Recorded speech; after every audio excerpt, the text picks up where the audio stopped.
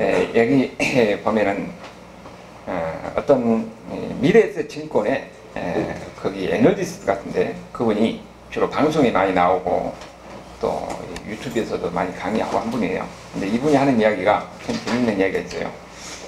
우리나라 건설 회사가 그 생산성 지수가 세계에서 제일 낮대요. 근데 왜 그러냐면은 건설 회사들이 이 아파트를 이렇게 지어놓고 미부장이 되면 정부에서 사해버린다는 거예요. 그러면은 기술 개발하고 경영 개선을 해서 체질 개선을 해야 되는데 그런데 노력을 기울이지 않는다는 겁니다. 그러니까 생산성 지수가 떨어지는 거죠. 그러니까 세계에서 제일 낮다는 거예요. 제가 그 이야기를 듣고 우리가 그것이 일반적으로 보면 그래요. 우리가 그 이 역사를 봐도 거기에 시대에 적응하지 못하는 그런 회사든지 개인은 도태되기 마련이에요. 그리고 거기에서 경쟁해서 여러가지 기술 개발하고 체질 개선을 하고 경영 개선을 하고 그래서 그야말로 핏물로 나는 노력을 통해서 그 고난의 과정을 거쳐서 일어난 그런 회사라든지 이런 사람이 그 사람이 성공하고 그 다음에 이 회사가 성장하고 그러잖아요. 여러분 이것이 우리가 보면 일반적인 상식인데 우리에게도 마찬가지로 적용이 됩니다. 하나님이 우리를 사랑하신데 어떻게 사랑하시냐? 그냥 아무것도 없이 하나님은 모든 것을 다 부어주시고 그 다음에 모든 걸 다 편안한 그것이 사랑한 것이 아니라는 거예요. 때로는 하나님께서 자기 백성을 사랑하시는데 고난을 허용하는 겁니다. 아픔을 허용하는 거예요. 오히려 고난과 아픔 속에서 하나님을 만나고 하나님을 경험하고 그런 가운데서 더 큰 용사가 되어서 그를 통해서 예수님을 증거하게 하고 그를 통해서 하나님의 역사를 이루어가는 겁니다. 그것을 지금 초대교회 당시에 야고보가 이야기하고 있어요. 우리 예수 믿는 사람들의 신앙은 우리 신앙 속에서 보면은 다 그래요. 아니 나는 하나님을 잘 섬기는데 누구보다도 11조도 잘하고 누구보다도 헌신도 잘하고 봉사하는데 왜 사업이 안 되지? 왜 내가 이런 어려움이 있고 이런 고난이 있지? 그러면서 우리가 하나님을 의심하는 경우가 있어요. 하나님이 나를 다른 사람은 잘 되는데 나는 안 되니까 하나님 나를 사랑하시는가 의심할 때가 있는 겁니다. 그런데 나중에 지나고 보면 어떡합니까? 그건 내가 잘못 생각했구나. 하나님이 나를 이렇게 사랑하셔야겠구나 하는 것을 깨닫게 되는 거죠. 그래서 오늘 야고보가 그 이야기를 하고 있어요. 하나님을 의심하는 사람들, 하나님이 정말 계시는가? 하나님이 나를 사랑하시는가? 왜 나는 이렇게 하나님을 잘 섬기는데도 더군다나 초대기 당시에 그 그리스도인들의 삶이라는 것은 얼마나 힘듭니까? 그 가운데서도 모든 것을 피하고 하나님을 섬기는데 내가 이렇게 어려움을 당하고 고통을 당하고 있는 것이 과연 이것을 어떻게 받아내는지 여기에 대한 답을 주고 있는 것이 바로 오늘 야고보서 5장 10절에서 11절의 말씀이에요. 여기 먼저 그런 상황에 대해서 먼저 선지자를 보라 하는 것을 10절에서 이야기하고 그 다음에 11절에서는 욥을 보라 이야기합니다. 그리고 결말을 내는 것이 11절 후반절에 나오는 거죠. 그래서 먼저 11절 보면 뭐라고 그랬습니까? 10절에 형제들아 주의 이름으로 말한 선지자들의 고난과 오래 참음의 본을 삼으라 그랬잖아요. 선지자들의 환난, 그 다음에 이들이 그런 환난 속에서 어떻게 참았는지 그들이 어떻게 믿음을 지켜나갔는지 이것을 보고 본을 받으라는 거예요. 그렇다면은 우리가 선지자들의 고난이 어떤 것인가 하는 걸 선지자를 통해서 그렇게 봐야 되겠죠. 성경에 보면은 선지자들은 다 고난을 당하고 어려움을 당하고 그 고난과 시련 속에서 인내하고 그런 가운데 살았던 것을 우리가 보게 되는 겁니다. 여러분 이런 선지자들의 삶을 통해서 우리에게 본을 보여준 거예요. 우리가 어떻게 신앙생활을 할지 믿는 사람들이 이 세상에서 살아갈 때의 삶이라는 것이 무엇인지를 우리에게 보여주고 있는 겁니다. 거기서 보고 우리가 지혜를 얻어야 돼요. 거기서 보고 선지자들의 고난과 아픔과 시련을 통해서 우리가 어떻게 살아갈지 거기서 해답이 나오는 거예요. 그러니까 우리가 예수 믿는 사람들은 예수 믿으면 모든 것이 다 만사형통한다 잘 된다 그런 생각하지 말고 오히려 예수 믿는 사람들이 이렇게 아픔과 시련과 고난 속에서 어떻게 그들을 견뎌내가는가 하는 것을 우리가 보고 본을 받아야 된다는 겁니다. 대표적으로 보면은 예레미야를 우리가 볼 수가 있죠. 예레미야 그 눈물의 선지자라고 그러잖아요. 눈물의 선지자 예레미야. 이스라엘이 남과 북으로 갈려서 북은 망하고 남쪽 유다가 이게 588년에 망할 때 그때쯤이에요. 그때 왕이 누구냐면 시드기야 왕이었거든요. 시드기야 왕 그 당시가 국제 정세가 굉장히 어려울 때입니다. 애굽이 강성한 이 대국이요. 그 다음에 바벨론이 신흥 강국이에요. 지금 생각해보니까 딱 우리나라 형국이에요. 미국에서 우리를 뜯어먹으려고 하지, 중국에서 우리를 압박하지, 일본은 어떻게 허심탄탄 노리지. 그런 상황에서 우리 한국은 어떤 자치를 취해야 되니까 그 상황하고 똑같더라고요. 이스라엘 땅에서 애굽이 와서 쳐들어왔다가 바벨론이 쳐들어왔다가 그럴 때에 바벨론이 쳐들어올 때 느부갓네살 들어올 때에 다른 선지자들은 다 뭐라고 그랬냐면은 걱정 마라. 하나님의 성전인데 감히 저들이 이 하나님이 쳐들어올 때 하나님이 그들을 놔두겠느냐. 하나님이 지킬 것이다. 그렇게 얘기를 한 거예요. 그때 예레미야가 뭐라고 그럽니까? 아니다. 바벨론에 항복해라. 항복하는 것이 하나님의 뜻이다. 만약에 여기서 항복하면 이 성전도 불타지 않을 것이고 포로로 끌려갔다가 나중에 70년 후에 다시 돌아와서 하나님께 회복시킬 것이다. 그렇게 하나님 말씀을 전하는 겁니다. 그러니까 어쩝니까? 지금 이 전쟁 상황에 긴박한 순간에 어찌 백성들의 사기를 떨어뜨리는 그런 말을 하냐고. 그러고 이제 박해를 하기 시작하는 거예요. 그것이 예레미야 38장 4절 7절의 이야기입니다. 여러분 다 이거 받을게요. 그냥 봐봐요. 다 이거 다 한 장씩 들었어요. 찾을 때는 찾을 것이고 또 이 성구찾기 나온 것은 그대로 걸 것이에요. 예레미야 38장 4절에 7절의 말씀을 우리 같이 한번 읽어보도록 하겠습니다. 이에 그 고관들이 왕께 아뢰되 이 사람이 백성의 평안을 구하지 아니하고 재난을 구하오니 청하건대 이 사람을 죽이소서. 그가 이같이 말하여 이 성에 남은 군사의 손과 모든 백성의 손을 약하게 하나이다. 이렇게 이야기하고 있어요. 백성들은 사기를 떨어뜨리는 말을 하잖아요. 하나님의 말씀 바른 말을 하는데 오히려 그때 고관 대작들, 그야말로 지도자들이죠. 백성들은 사기를 떨어뜨리는 말을 한다고 죽이라고 그랬어요. 죽이라고. 5절에 보니까 같이 읽어봅시다. 시드기야 왕이 이르되 보라, 그가 너희 손에 있느니라. 왕은 조금도 너희를 거스릴 수 없느니라. 이 말은 무슨 말입니까? 죽은이지 살리는지 너희들이 아는 사람 말입니다. 그렇게 이야기하고 있어요. 자, 6절. 그들이 예레미야를 끌어다가 감옥들에 있는 왕의 아들 말기야의 구덩이에 던져 넣을 때에 예레미야를 줄로 달아내는데 그 구덩이에는 물이 없고 진창뿐이므로 예레미야가 진창 속에 빠져있더라. 완전히 예레미야를 죽이지는 않고 이 당시에는 물이 거기다 팔렸다니 귀하잖아요. 그러니까 비가 오면 그걸 받아가지고 그 물을 놔두면 정화돼가지고 물을 먹어요. 근데 그 물이 없어 진창만 있으니까 그때 구덩이에다 빠져서 놓고 거기다 가다 둔 겁니다. 자, 7절에 왕궁 내시 굽수인 에벤멜렉이 그들이 예레미야를 구덩이에 던져 넣었음을 들으니라. 그때 왕이 베냐민 문에 앉았더니 그랬는데 이 굽수가 에디오피아 사람이죠. 이 사람이 예레미야를 거기서 구해준 거예요. 그런데 그 뒤에는 어떠냐? 그 뒤에도 예레미야 사람은 고통과 고난의 연속이에요. 여러분, 우리가 여기서 뭘 봅니까?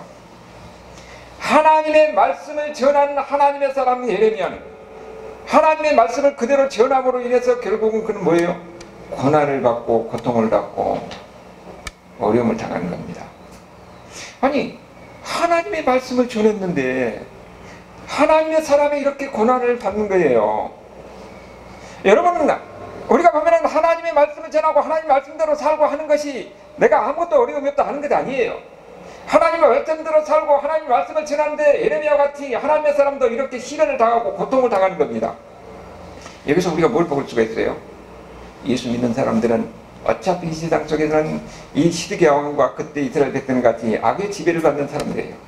그렇기 때문에 우리가 하나님 말씀대로 살려고 하고 하나님 말씀대로 그렇게 행하려고 하다 보면 시기 질투가 있는 것이고 때로는 어려운 겁니다. 우리가 모든 일도 하나님의 방법대로 하려고 할 때는 항상 충돌이 되고 때로는 내가 손해를 당할 수도 있는 거예요. 그러니까 예수 믿는 사람들은 바로 하나님의 사람들, 하나님의 선택받는 사람들이기 때문에 이것을 각오를 해야 되는 거예요. 모든 것이 다 잘 된다. 하나님은 그렇게 이야기하지 않았습니다. 너희가 하나님 말씀대로 살고 하나님 백성대로 살면 때로는 어려움이 있고 시련이 있고 속임을 당하기도 하고 때로는 사기를 당해서 망하기도 하는 거예요. 이런 일이 있다는 거죠.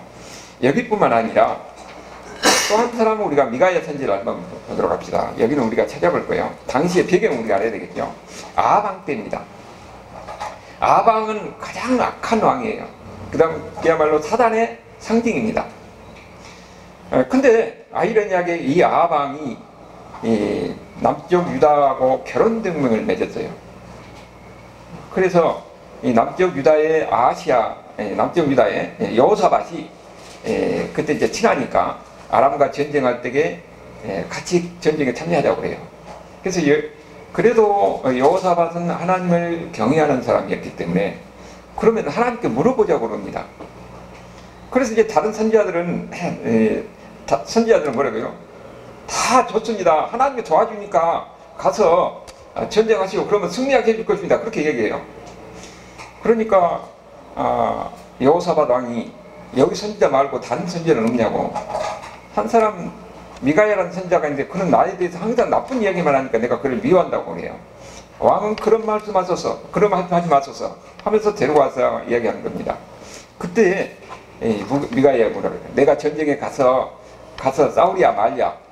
그때 미가야가 하는 말이 여러분 요건 성경을 찾아봅니다. 열왕기상 22장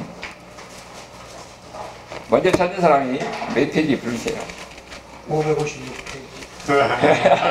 먼저 이렇게 열정이 있는 사람을 하나님께서 사랑하십니다. 아멘. 열왕기상 22장 15절 556이요? 네. 15절에서 17절을 우리 같이 한번 읽어보도록 합시다.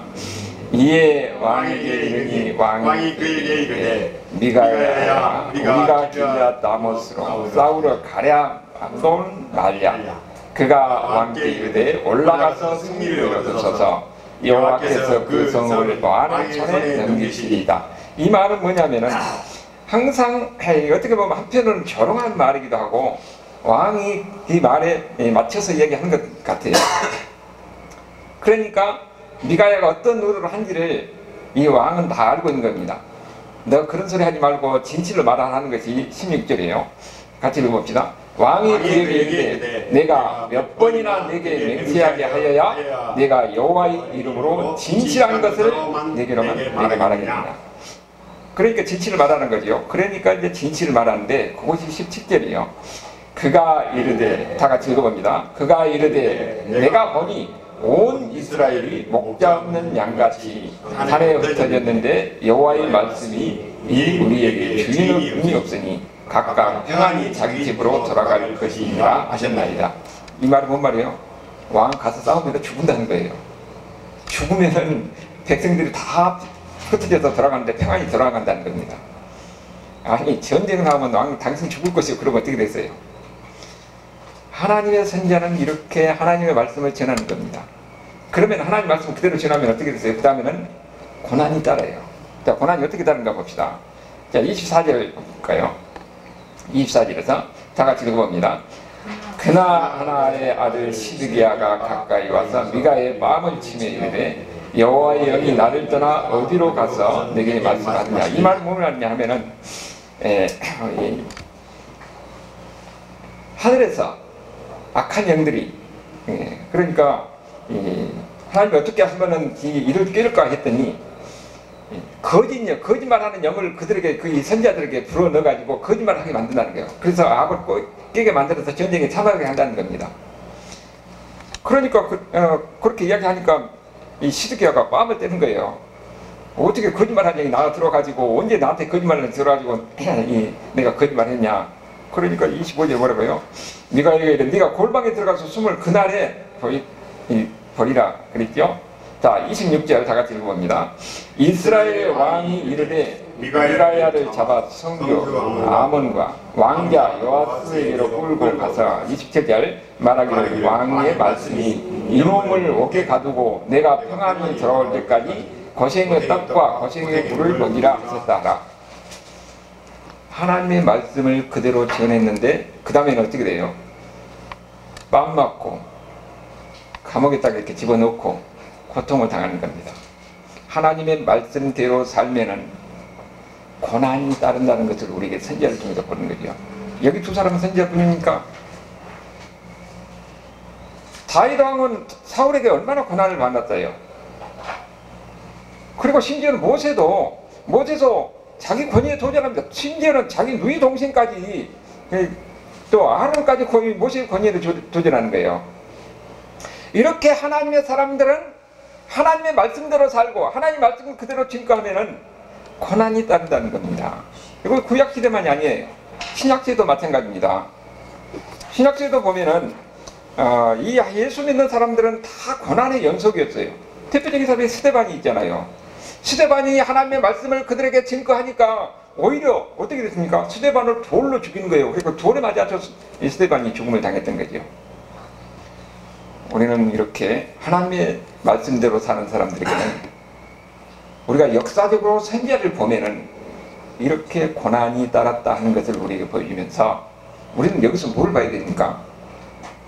우리가 하나님의 말씀대로 살고 하나님의 말씀대로 행하고 하나님의 뜻대로 살려고 하다 보면은 이 세상은 악한 세상이기 때문에 거기에 이 악한 세상 사단의 조종을 받는 사람들에게 박해를 당하고 고통을 당하고 어려움을 당한다는 것을 이야기하면서 우리에게 그걸 각오하라는 겁니다.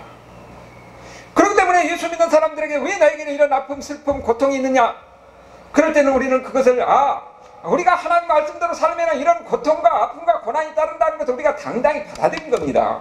거기에 굴복하고 거기에 좌절하고 낙심하지 말라는 거예요. 하나님을 의심하지 말라는 겁니다. 하나님을 의심하는 것은 사단이 주는 거예요. 내가 이렇게 하나님을 잘 섬기는데 내가 이렇게 어려움을 당하고 고통을 당하니까 우리는 뭘 봐야 됩니까? 그 다음을 봐야 돼요. 지금은 우리가 여러 가지 어려움을 당하고 고난을 당해서 과연 하나님이 계신지 하나님이 나를 사랑하신지 의심하지만은 의심하게 하는 것은 사단이 하는 거예요. 하나님은 더 큰 계획 속에서 우리를 연단시키고 훈련시키는 것을 우리가 그런 관점에서 우리가 봐야 된다는 거죠. 자, 믿음의 선지자들이 우리 선진들이 고통을 당하는 것은 거기만 있었던 거 아니에요. 우리가 초대교회 삶을 보면 어떻습니까? 히브리서 11장이 믿음의 장인데 거기 보면은 11장 35절을 이전까지는 우리가 예수를 믿어서 뭐가 잘 되고 어떤 복을 누리고 어떤 평화를 누리고 이런 것이 기록되어 있는데 그 뒤에 히브리서 11장 36절 37절 여기 나오죠? 자, 같이 한번 읽어봅시다. 믿음의 선지들이 어떻게 살았는가? 36절 37절 다 같이 시작. 또 어떤 이들은 조롱과 채찍질 뿐이 아니라 결박과 옥에 갇히는 시련도 받았으며 돌로 치는 것과 톱으로 캐는 것과 시험과 칼로 죽임을 당하고 양과 염소의 가죽을 입고 유리하며 궁핍과 환난과 학대를 받았으니 여러분 우리 믿음의 초대교회 당시에 믿음을 지킨 사람들이 이렇게 살았다는 것을 지금 히브리서에서 이야기하고 있어요. 여러분은 우리가 지금 어떤 사람입니까? 하나님의 택한 하나님의 백성들이에요. 하나님의 택한 하나님의 백성들이 하나님의 말씀대로 살았는데 이런 고난과 시련과 아픔이 있다는 것을 우리에게 보여주는 겁니다. 우리는 이것을 그냥 봐서는 안 됩니다. 우리는 어떻게 봐야 돼요? 예수 믿는 사람들은 이런 시련과 고난이 있을 때가 어때요? 믿음의 선진들이 그걸 보고 어떻게 이겨냈는지 우리가 그걸 봐야 되는 겁니다. 우리가 대부분 보면은 일반적으로 어떻게 생각합니까? 예수 믿으면은 모든 것이 잘 될 것이다. 내 자식도 잘 되고 가족도 잘 되고 사업도 잘 되고 만상형할 것이다 하는 것을 기대하는 겁니다. 그걸 그렇게 기대하고 신앙생활하는 거지. 불교라든지 아니면은 정한수 써놓고 비나이다 하는 그런 기복적인 신앙이 다 그렇게 해요. 근데 그거 하나님의 말씀을 잘 알지 못하고 성경에서 믿음을 지키다가 산 사람들이 어떻게 사는지를 알지 못하면은 우리는 그런 신앙에 빠져 계시는 겁니다. 그런데 성경에서 뭐라고 하고 있습니까? 우리가 하나님 말씀대로 살고 하나님의 말씀대로 그리고 하나님의 뜻에 순종하고 사는 사람들은 이런 고난과 시련과 아픔과 어려움을 겪었다는 것을 우리에게 보여주는 겁니다. 그렇다면 이것이 역사적으로 끝나는 게 아니라 지금도 우리 삶 속에서는 이런 고난과 아픔과 시련이 있다는 것을 우리에게 가르쳐 주는 거예요. 그럼 그런 상황 속에서 우리가 어떻게 될 것인가 하는 것을 해답을 우리가 성경에서 찾아야 되는 겁니다. 모든 사람에게 마찬가지예요. 아픔이 있고 내가 하나님을 잘 섬기는데도 불구하고 아픔이 있고 시련이 있고 고난과 어려움이 따른다는 겁니다. 그럴 때 우리가 어떻게 대처하는가? 그런데 믿음의 선지자들은 그런 상황에서 어떻게 있다고요? 오래 참았다고 그러잖아요. 그런 시련 속에서, 아픔 속에서, 고난 속에서 그들은 오래 참고 인내하며 견뎠다는 것을 이야기하는 겁니다. 그런 사람들에게 11절에 뭐라고 그랬습니까? 보라, 인내하는 자를 우리가 복되다 하나니. 여기서 복은 그냥 감정적으로 느끼는 복이 아니에요. 객관적인 복을 이야기하는 겁니다. 아니, 그러면은 시련을 당하고 아픔을 당한 그 사람들에게 어떻게 복이 되는 것입니까? 여기 하나님의 지혜가 있는 거예요. 여러분 보면은 아까 우리가 이 건설회사 그 이야기를 우리가 통해서 봤잖아요. 체질이 약한 그 회사는 세계 경쟁에서 낙오가 되어서 나가지 못한 겁니다. 망하는 회사가 있고 그것도 극복하고 일어나는 회사가 있는 거예요. 그런 가운데서 그런 회사가 경영 개선을 하고 기술 개발을 하고 그래서 경쟁에서 이기는 겁니다. 하나님은 우리를 만들 때도 연약한 그리스도인들로 만들기는 원치 않아요. 여러분들이 강한 그리스도인들은 그런 믿음이 굳건한 사람들이 되어서 세상에 이런 더 악한 이런 세상 속에서 우리가 일어서고 승리하고 그것을 견디고 나가기를 원하는 겁니다. 그렇기 때문에 우리에게는 뭐가 있어요? 어려움이 있다는 거예요. 사람이요, 사업한 사람들도 실패를 경험한 사람들이 지혜로워요. 여러분, 지혜는 이 책을 통해서 우리가 지혜를 얻는 것 아니에요. 그것도 있지만은 경험을 통해서 지혜를 얻습니다.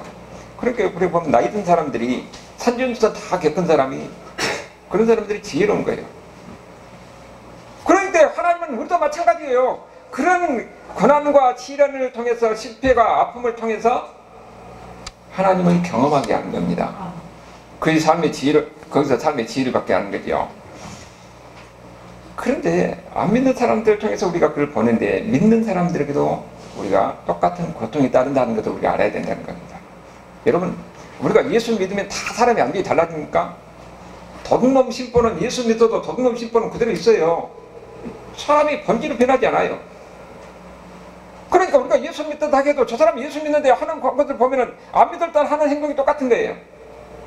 그러면은 예수를 믿으면 우리의 신분은 예수 그리스도의 보혈로 말미암아 하나님의 거룩한 자녀가 되어서 우리가 성도가 되는 겁니다. 신분은 성도인데 하는 행동은 보면은 사기꾼, 도둑놈, 나쁜 짓거리를 하고 있으면 어떻게 됩니까? 하나님 그들 놔두겠어요? 그래서 고난이 필요한 거예요.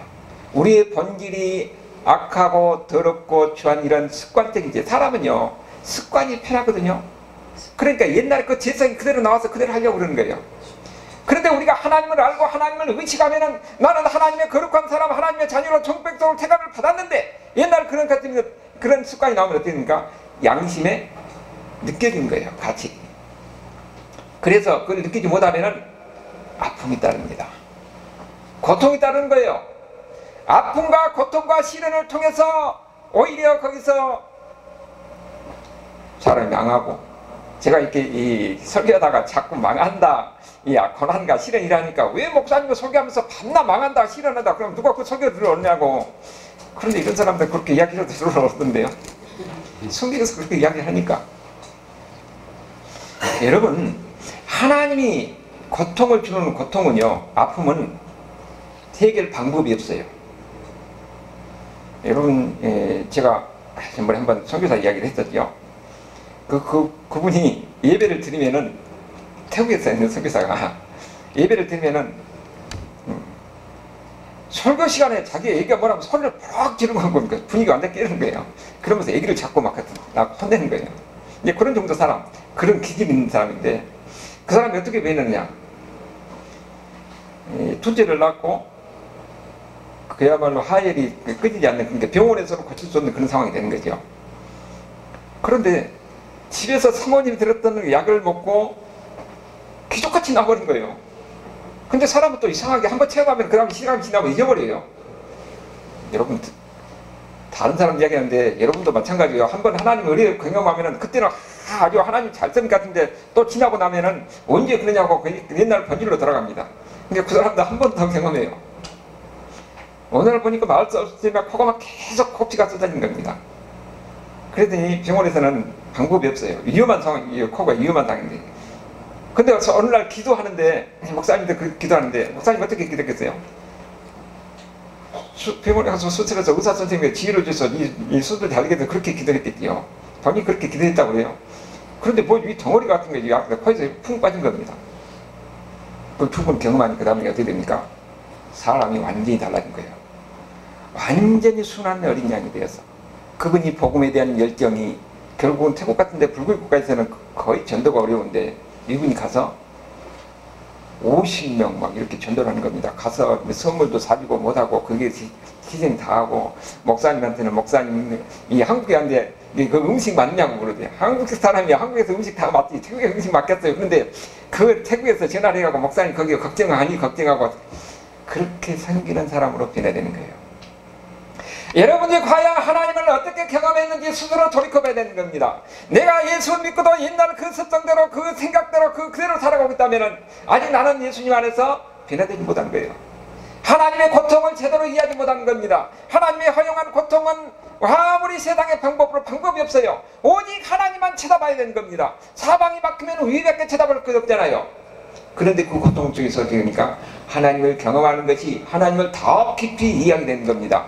그렇기 때문에 하나님은 때로는 우리에게 고통을 허용하는 거예요. 그 고통을 통해서 하나님을 찾게 만들고 하나님을 의지하게 만들고 하나님을 더 깊이 하나님과 관계를 가지면서 하나님을 경험하게 만든 겁니다. 그것이 하나님의 사랑이에요. 그것이 복이라는 겁니다. 이런 사람이 지혜로운 사람이 되는 거예요. 그리고 모든 것을 봐도 이 하나님의 관점에서 볼기 때문에 그런 사람은 이제는 어떤 어려움이 어떤 시련이 어떤 두려워하지 않습니다. 어떻게 해야 할지 담대하게 나갈 수 있는 이런 신앙의 용기가 생기는 거예요. 그렇기 때문에 그런 사람들이 죽음도 두려워하지 아니하고 이 선교지에 가서 순교하고 여러분 우리나라가 6.25 때 얼마나 많은 선교사님들이 이 목사님들이 죽었습니까? 그런데도 불구하고 끝까지 예수님을 부인하지 않고 견디는 것은 뭐예요?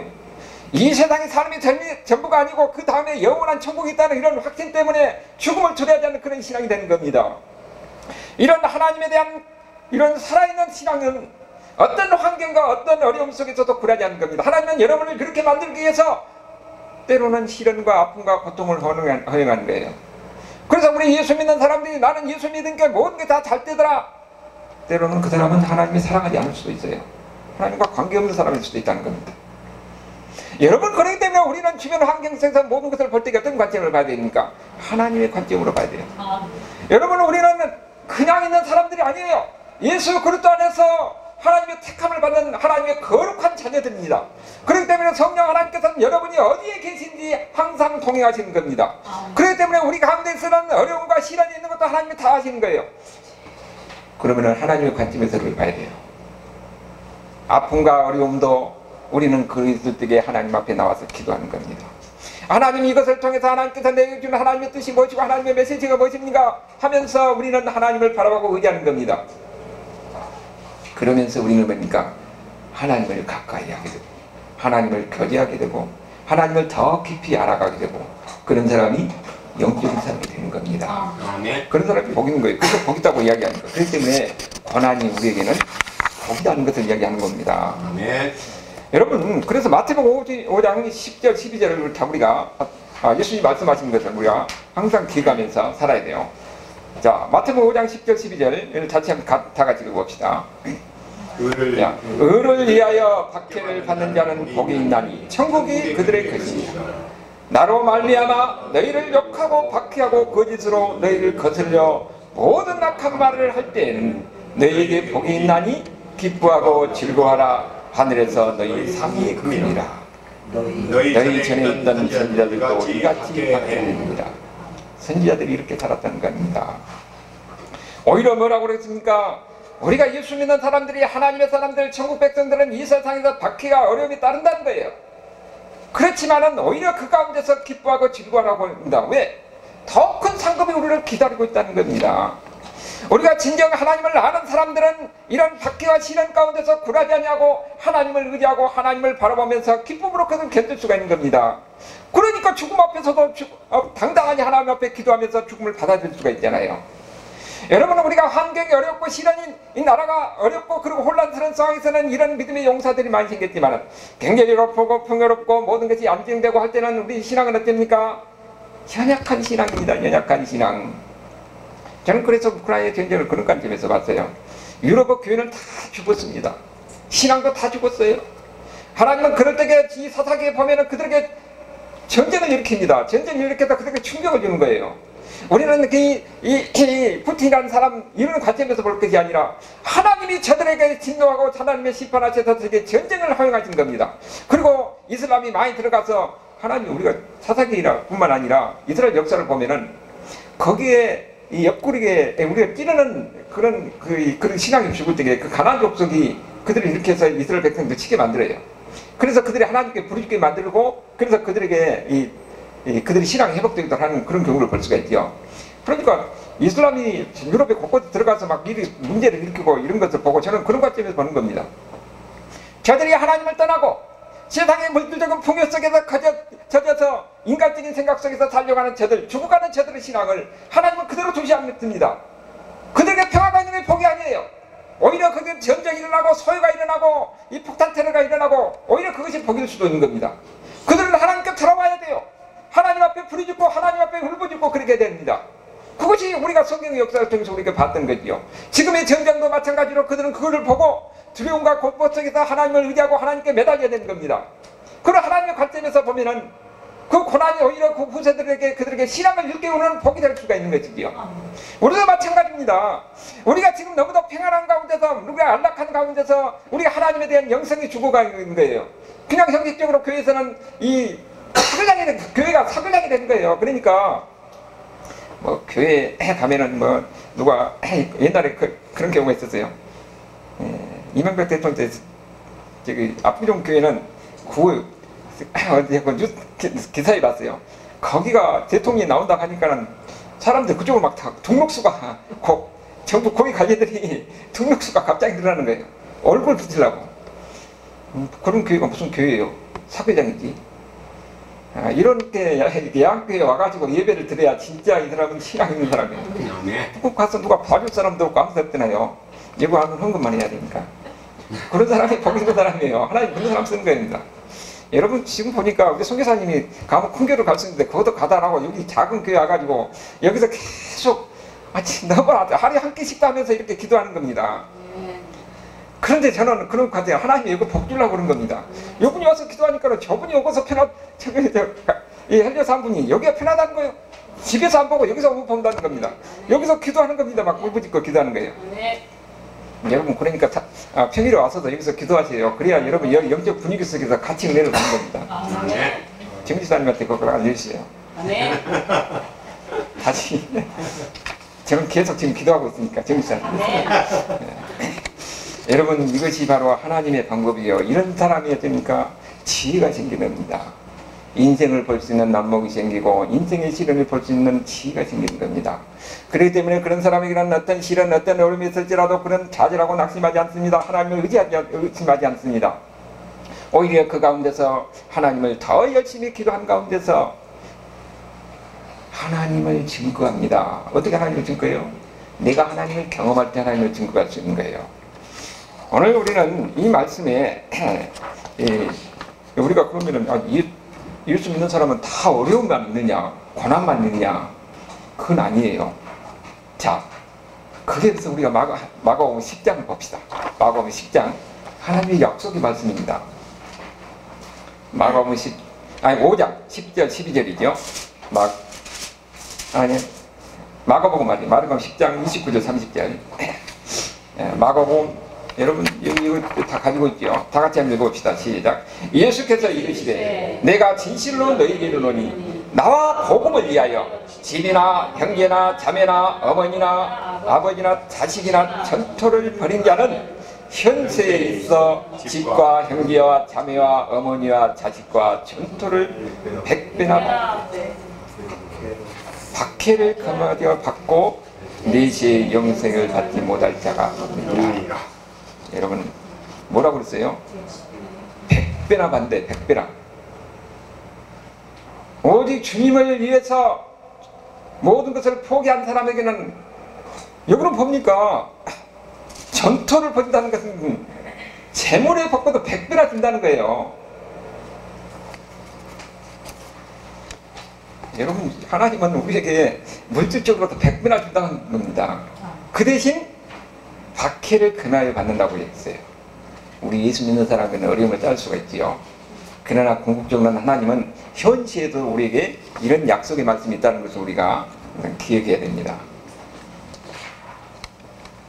박해가 있지만은 더 많은 복이 있다는 약속의 말씀도 우리가 항상 기회가 있어야 돼요. 그 다음에 두 번째는 욥에 관한 이야기가 있어요. 11절 후에 한 절에 뭐라고 했습니까? 너희가 욥의 인내를 들었고 주께서 주신 결말을 보았거니와 그랬죠? 욥의 인내를 들었느냐 하면서 결말을 뭐라고 그랬습니까? 욥을 통해서 내린 결말이 주는 가장 자비하시고 긍휼히 여기시는 하나님이라고 이야기하고 있어요. 우리가 보면은 욥의 이야기를 보면은 이 고백을 하게 된다는 거예요. 하나님은 자비하시고 긍휼히 여기시는 하나님이라는 고백을 하게 된다는 겁니다. 그러면은 욥의 이야기가 무엇인가 우리가 봐야 되겠죠. 여러분 제 설교는 1시간 됐으니까 이거 각오하세요. 자, 그러면은 욥기 전체를 봐야 돼요. 그럼 욥기를 전체를 찾아봅니다. 욥기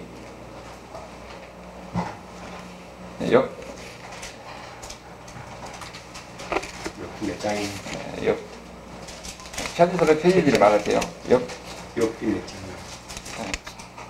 760페이지인데 구약성경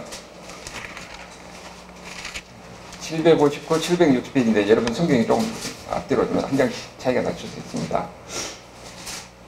여기 보면은 먼저 우스 땅의 욥이라 불리는, 제가 좀 빠르게 생각하겠어요. 우스 땅에 욥이라 불리는 사람이 있었는데 그 사람은 온전하고 정직하여 하나님을 경외하며 악을 떠난 자더라. 욥은 그렇게 하나님을 경외한 사람이었다는 거예요.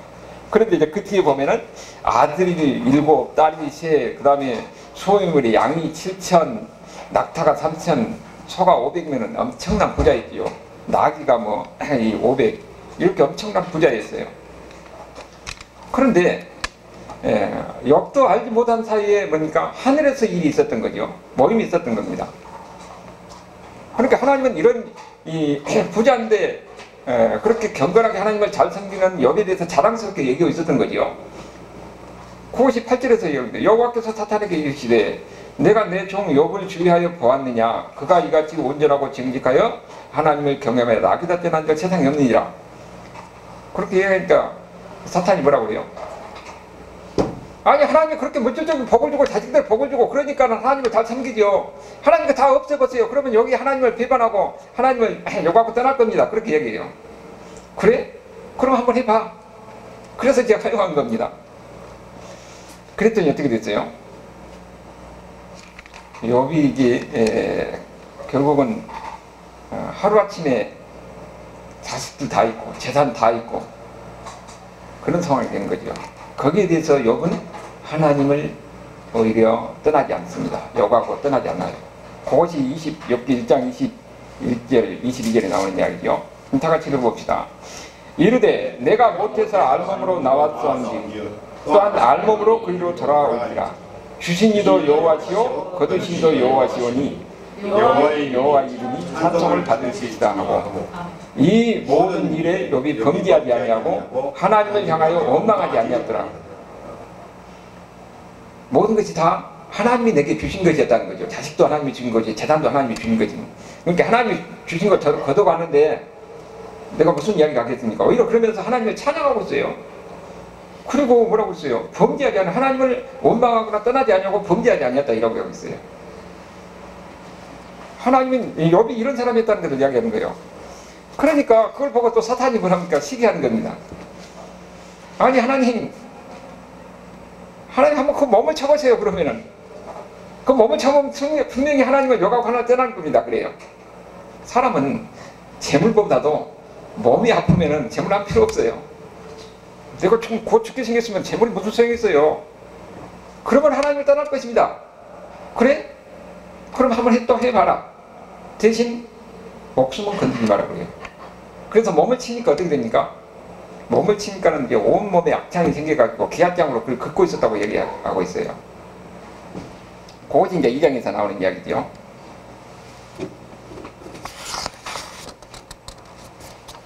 그 보니까 2장에 보면 2장 5절에 뭡니까? 그 이야기예요. 이제 주위에 손을 펴서 그의 뼈와 살을 치소서 그리하시면 틀림없이 주를 향하여 요가리라. 그러니까 우리가 여기서 또 뭘 볼 수가 있어요?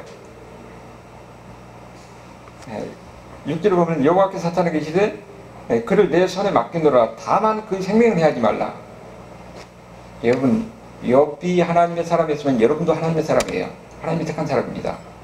그러고는 여러분 가운데 이 살고 죽는 것은 어디에 달려있다는 걸 알 수가 있어요. 하나님을 허용해야 돼요.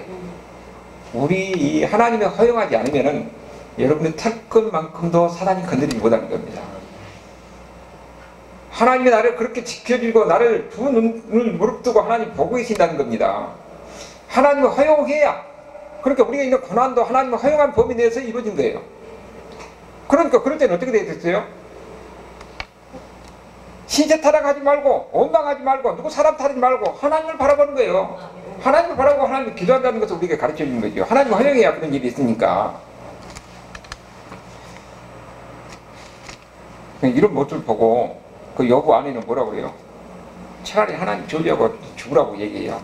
그리고 욥의 세 친구도 와서 아니 당신이 겉으로 볼 때는 건강한 것 같은데 우리가 뭔가 모르는 가운데서 당신은 하나님 앞에 죄를 범하고 있다. 그러니까 하나님 앞에 회개해라. 잘못을 고백하고 회개해라. 그렇게 얘기해요. 욥의 입장에서는 내가 그래도 하나님을 잘 정직하고 섬겼는데 내가 잘못이 없다. 내가 죄가 없다가 그렇게 얘기를 한 겁니다. 다만 내가 지금 이런 어려움을 당하는지 알 수가 없잖아요. 그래 하나님한테 한번 묻고 싶다는 겁니다. 그 얘기를 해요. 욥이 불평하는 이야기가 욥기 30장에서 이야기를 하는 거죠. 30장 20절에 한번 볼 거예요. 30장 20절. 그러니까 제가 이렇게 욥기 30장 20절에 보면은 내가 주께 부르짖으나 주께서 대답하지 아니하시오며 내가 쳤사오나 주께서 나를 돌아보지 아니하시나이다. 왜 내가 지금 이렇게 되는지 어려움을 당하는지 욥이 알 수가 없잖아요. 하늘에서 일어난 일을 어떻게 합니까? 그런데 하나님을 만나서 하나님 앞에 이걸 물어보고 싶다는 겁니다. 이제 그런 가운데서 하나님이 나타나서 이제 그렇게 물어보고 싶다고 해도 하나님 부인하진 않아요. 그때 이제 38장에서부터 이렇게 38장에서부터 이제 하나님이 나타나서 이 욥에게 도전적으로 이야기하시죠. 이 세상의 모든 자연의 이치를 보면서 네가 이런 자연의 모든 현상을 네가 알겠느냐? 아니 우리가 눈에 보이는 이런 자연 현상도 알지 못하면서 네가 어찌 하나님의 그 보이지 않는 하나님의 일을 네가 어찌 아느냐 하는 거예요. 여러분 그렇지 않겠어요? 여러분에게 일어난 모든 일을 여러분이 어떻게 이 세상에 있는 자연 이치를 보고 다 깨달을 수 있어요? 알 수가 없습니다. 이것도 다 모르면서 그 보이지 않는 이 하나님의 일을 네가 어떻게 알겠다는 거예요. 그런 이 욥의 이야기에 욥기 42장에 보면은 욥이 어떻게 반응합니까? 욥이 여호와께 대답하여 이르되 주께서는 못하실 일이 없사오며 무슨 계획이든지 못 이루실 것이 없는지를 아오니. 이거 지금 뭐예요? 욥이 지금 하나님을 인정하고 있는 겁니다. 무지한 말로 이치를 다 같이 읽어봅시다. 무지한 말로 이치를 가는 자가 누구니까 나는 깨닫지도 못한 일을 하여 스스로 알 수도 없고 헤아릴 수도 어려운 일을 말하였나이다. 하나님 앞에서 고개를 숙이고 있는 거죠. 내가 잘못했다는 겁니다. 그리고 이제 4절에 다 같이 읽어봅니다. 내가 말하겠사오니 주는 들으시고 내가 듣겠사오니 주여 알게 하옵소서. 5절 내가 주께 대하여 귀로 듣기만 하였사오나 이제는 눈으로 주를 배움나이다. 뭐라고 했어요? 이제는 지금까지는 귀로만 하나님에 대해서 들었는데 고난을 통해서 하나님을 눈으로 보게 되었다는 겁니다. 그러면서 이제 6절에 하나님 앞에 회개하는 것을 볼 수가 있어요. 여러분 어떻게 해서 하나님을 알았다고요? 이제는 고난을 통해서 하나님을 눈으로 보는 이런 복을 누리게 되는 겁니다. 고난이 아니면 어떻게 이런 하나님을 알겠어요? 고난을 통해서 그는 하나님을 지금까지 듣기만 했는데 직접 경험하는 겁니다. 눈으로 보게 되는 거예요. 이런 복을 누리게 되는 거예요. 그래서 나온 결론이 엽기를 보고 뭐라고 그랬습니까? 결말이 주는 가장 자비하시고 긍휼히 여기시는 하나님이라 이런 결론이 나오는 거예요. 우리는 이 욥의 이야기를 통해서 보면은 하나님은 이 욥은 이런 고난을 통해서 하나님을 더 깊이 이해하게 되는 것을 우리가 보게 됩니다. 그리고 여기 뒤에 보면은 욥이 더 많은 복을 누렸다고 나오죠. 자식도 더 많고 뭐 재산도 더 많고. 그런데 우리가 이 세상에서 하나님을 섬기다가 하나님을 더 깊이 이해했어도 이 세상에서 우리에게 물질적인 복이 없을 수도 있는 거예요. 그러나 우리에게는 천국이 우리를 기다리고 더 많은 복이 기다리고 있는 겁니다. 우리가 중요한 것은 이 세상에서 어떻게 합니까? 하나님이 아는 겁니다. 하나님을 아는 거예요. 하나님을 알면 이 고난의 의미를 우리가 바로 알 수가 있고, 고난을 우리가 어떻게 이겨내는지 알 수가 있는 겁니다. 고난을 통해서 하나님은 여러분이 하나님을 경험하고 하나님을 알고 하나님을 더 깊이 이해하고 하나님과 교제하기를 원하는 겁니다. 그 속에서 하나님을 이 경험한 사람들은 욥과 같이 이렇게 지혜로운 사람이 될 수가 있는 거죠. 그런 사람들은 앞으로 이제 어떤 고난이 있을지라도 이것을 잘 극복하고 이겨낼 수가 있는 겁니다. 하나님은 여러분을 그리스도의 군사로 만들기 위해서는 그냥 만든 것이 아니에요. 우리가 지금 보면은 성경을 읽고 성경 공부를 하고 이런 과정도 우리가 필요하지만은 전도 현장에 나가서 전도를 해보고 사람을 경험해보는 겁니다. 그러면 거기서 박해를 받기도 하고 여러 가지 모욕을 당하기도 하는 거예요. 그리고 전도는 내 것을 가서 한번 주면서 사랑하고 이런 강못돼서 하나님이 어떻게 역사하신지를 우리가 경험하는 겁니다. 이런 훈련의 과정을 통해서 우리는 그리스도의 군사가 되고 그리스도의 일꾼이 되기를 하나님은 원하시는 거예요. 그렇기 때문에 이것뿐만 아니라 우리 삶 속에서 우리가 알 수 없는 가운데서 욥이 당하는 이런 고난은 아니다 할지라도 하나님은 사랑하는 사람들에게 그들을 위해서 쓰기 위해서는 때로는 이런 시련과 고난을 허용한다는 것을 우리에게 보여준 거지요. 그럴 때는 우리가 어떻게 되는가 하는 것을 우리에게 이 결론을 주고 있는 거죠. 그 결론이 뭡니까? 하나님은 주는 가장 자비하시고 긍휼히 여기시는 하나님이라 하는 거예요. 하나님은 사랑하십니다. 우리를 사랑하시는 거예요. 자비하신 것이 사랑하신 겁니다. 여러분, 그렇기 때문에 사랑하신 것이 어떻게 사랑한다고요? 고난을 통해서 하나님을 알게 하고 하나님을 경험하게 하고 그리고 하나님을 더 깊이 이해하게 하는 거, 이거 복이에요. 여러분이 하나님을 아는 것이 복입니다. 하나님을 더 깊이 이해하는 것이 복입니다. 그리고 또 우리 인생을 바라볼 수 있는 안목이 생긴 것도 거의 하나님의 지혜인데 그 지혜를 얻는 것이 복이에요. 고난과 시련을 겪은 사람들은 그 다음에 하나님이 나를 버리지 않았구나, 하나님이 나를 오히려 이런 방법으로 사랑하시는 것을 알기 때문에 그 다음에는 어떤 시련이 어떤 어려움이 와도 두려워하지 않습니다. 여러분, 진정한 선교사들은요, 이 중국에 가서 선교사님 보니까 한국에서 이 중국이 개방하고 막 물량 공세했는데 다 망했어요. 돈 있으면 사람이 돈을 벌고 이 선교사가 돈 떨어지면 다 없어져요. 근데 한 분은 아무것도 안 갖고 와요. 그들한테 밥을 얻어먹는 겁니다. 거기서 자요. 재활이면 자고. 그러니까 그 중국 사람들 그때 그 자선적이 그러더래요. 아니, 한국에서 온 사람들은 전부 다 돈을 갖고 와서 돈으로 가는데 당신은 아무것도 안 갖고 왜 우리한테 얻어먹냐. 그러면서 사람이 마음이 터지고 그러면서 선교에 열매가 맺었다, 그런 얘기를 한 걸 들었어요. 거기서 하나님을 그렇게 경험한 사람들은 그 다음에 두려워하지 않습니다. 내가 지금은 당장 굶고 내가 지금은 잘 때도 없지만은 하나님이 여기에서 나를 보냈으니까 나를 먹을 걸 줄 것이고 나를 지어줄 것을 줄 것이다, 이런 확신이 있기 때문에 아무런 가운데서 거기에 용기 있게 갈 수가 있는 겁니다. 이런 사람들이 바로 지금까지 이 선교 역사에서 수없이 있었던 일이지요. 하나님은 여러분이 그런 것을 경험하기를 원하는 겁니다. 우리는 보통 다 인간적으로 볼 때는 계산해서 앞으로 어떤 계산이 나올 때 나가지만은 하나님이 믿는 사람들은 아무런 가운데서 우리가 책반을 내드는 거예요. 거기서 하나님을 경험하는 겁니다. 믿음이라는 것은 어떤 보면 그러죠. 다리가 있는데 유로되고 아무것도 안 보여요. 그게 다리를 뒤더라는 거예요. 근데 그 다리 있으면 낭떠러지인데 그 빠져 죽은데 어떻게 됩니까? 근데 그 말씀이, 하나님 말씀이 있으니까 그 다리에 딱 뒤니까 거기밖에 보이지 않는 가운데서 거기에 이렇게 받침대가 돼 있었던 거지요.